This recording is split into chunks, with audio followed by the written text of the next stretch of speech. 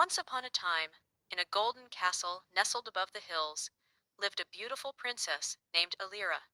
She wore silk gowns stitched with stars and danced to songs sung by birds in marble halls.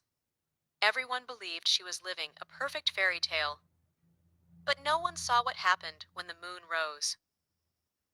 Each night, Elira slipped off her sparkling shoes, wrapped herself in a plain brown cloak, and tiptoed down secret stairs. She left the castle barefoot, walking past the sleeping guards and into the quiet village below. There, in a tiny bakery that smelled of warm bread and cinnamon, lived old Miro, the village baker. His hands were rough, but his heart was soft.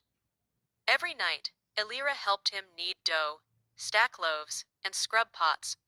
She smiled as flour dusted her cheeks, and laughter filled the room. No one knew the princess baked bread, and she liked it that way. Then one summer, the skies forgot to rain. The rivers dried. The crops failed. The kingdom fell into famine. The royal court panicked. Merchants left. Fields turned to dust. But Elira didn't cry.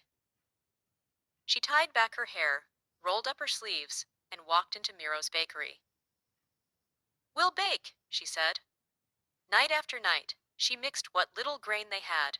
She taught the village how to stretch flour, how to share a loaf. Her fingers, once used to jewels and ribbons, now shaped the bread that kept her people alive.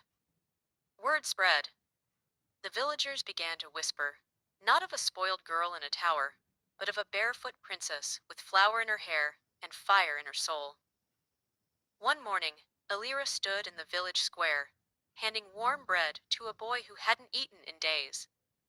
Around her, people clapped and cheered, not because she wore a crown, but because she had chosen kindness when it mattered most. She didn't wear diamonds that day, just a smile. She was covered in flour, not gold. And that's when the people understood. The real magic wasn't in her royal blood. It wasn't in spells or scrolls. It was in her choice. She had chosen to care, to act, to serve. Because kindness isn't royal. It's human.